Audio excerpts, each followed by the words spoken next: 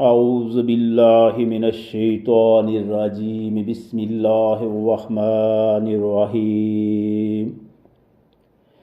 يا أيها الذين آمنوا لا تلهكم أموالكم ولا أولادكم عن ذكر الله ومن يفعل ذلك فأولئك هم الخاسرون وأنفقوا مما رزقناكم من قبل أن يأتي أحدكم الموت فيقول ربي لولا أخرتني إلى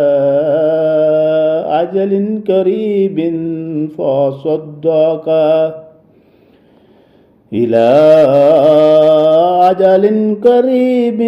فأصدق وأكن من الصالحين ولن يؤخر الله نفسا إذا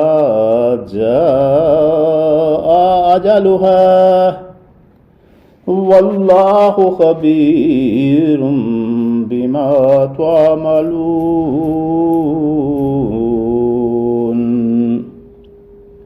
صدق الله العظيم.